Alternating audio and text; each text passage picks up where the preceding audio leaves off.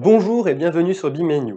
Dans cette nouvelle formation, nous allons continuer avec les quadrillages que nous avions vus dans la vidéo précédente, mais cette fois nous allons voir leurs propriétés, c'est-à-dire le type de trait, les couleurs, les symboles, etc. pour faire une meilleure mise en page par la suite si on souhaite l'imprimer. Allez, on se retrouve tout de suite sur Revit.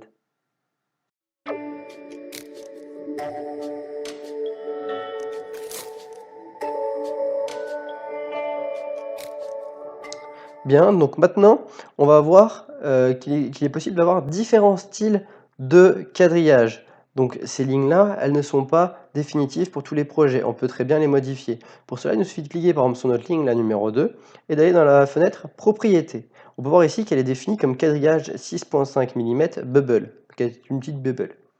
Donc on va voir que de base, il y en a trois de configurés. Il y a le Custom Gap et le Gap. Donc en gros, ceci change les lignes. On peut voir que ici, elle est plus foncée sur les extrémités et elle est plus claire à l'intérieur. Et après, vous pouvez bien sûr aussi, hop, les bubbles qui sont là, et donc tout simplement, il n'y a que les extrémités dessinées. Et bien sûr, vous pouvez très bien créer votre propre objet. Savoir que ceci fonctionne pour tout, que ce soit les murs, les sols, etc. Donc là, on va créer sur notre ligne, pardon. On va faire modifier le type, et donc là on arrive dans la configuration de notre bubble. À savoir, c'est que normalement, si on clique sur le custom gap, hop, ce sera pareil, il y aura juste quelques données qui changent. On peut très bien changer aussi ici. Tout de suite, avant de bidouiller dans les paramètres, dans les propriétés d'un type, que ce soit d'un mur, d'une ligne ou autre, vous dupliquez ce dernier, car sinon c'est une modification qui sera définitive, sauf si vous vous rappelez de la configuration de base. Donc on va faire dupliquer, on va l'appeler la 6,5 bubble bmenu, comme ça on va savoir que c'est la nôtre, et on va voir un petit peu ce qui compose cette fenêtre propriété. Tout d'abord, on a le symbole. Donc ici, on est en bubble, donc avec un cercle, et on peut changer. Il y a le no bubble qui est disponible de base. Hop, si on le met par exemple, on va voir que ça ne nous met rien du tout. Et normalement, vous pouvez en charger d'autres. Donc là, il n'y en a aucun de chargé. Donc là, hop, on va l'enlever. Donc il n'y a pas de numéro, il n'y a rien. Donc on va remettre tout de suite les bubbles. Tac, tac. Et donc on va aller par exemple dans Insérer, Charger famille, et on va aller charger une librairie. Donc à savoir que normalement moi j'en ai pas dans Revit 2018, il faut que j'aille dans le 2015. Si je ne l'ai pas désinstallé, Revit. Voilà, RVT 2015, normalement je dois avoir mes librairies, France, voilà. Donc on va aller par exemple dans Annotation, et on a différentes annotations. On va aller par exemple dans Ligne de quadrillage. Et voilà, ici on a différentes extrémités de lignes de quadrillage, que ce soit des carrés, des ronds, des hexagones ou rien du tout. Et donc vous pouvez voir justement sur la droite, c'est qu'on a le droit à un petit aperçu. Donc nous, pourquoi pas, on va innover, on va mettre de l'hexagone. Donc moi, ça me le convertit de 2015 à 2018, c'est normal. Vous, c'est possible aussi que ça le fasse. Et donc on va retourner dans notre modèle, et normalement il va apparaître, voilà, extrémité de ligne de quadrillage en hexagone.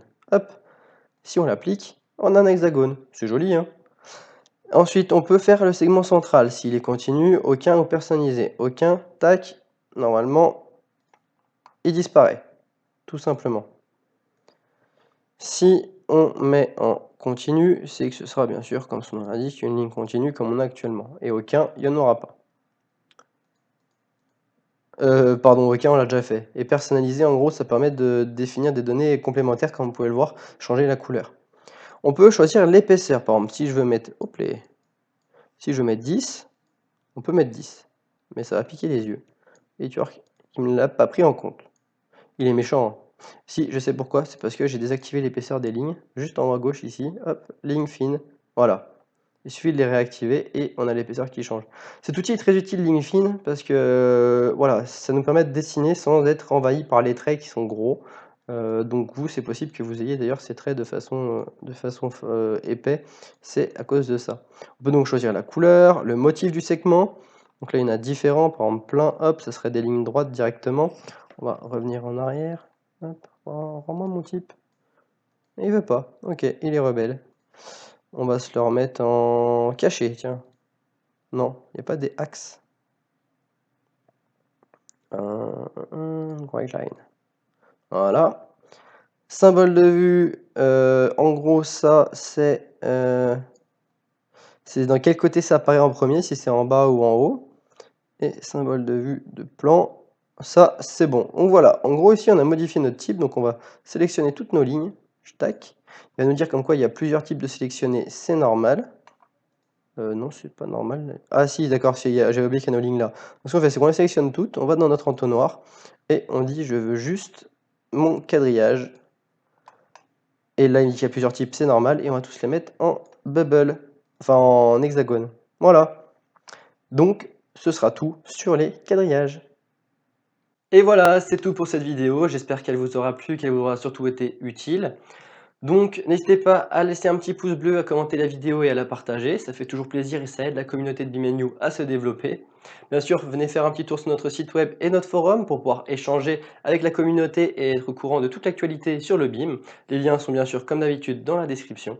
Et donc, moi, je vous dis à bientôt pour une nouvelle vidéo. Allez, bye bye.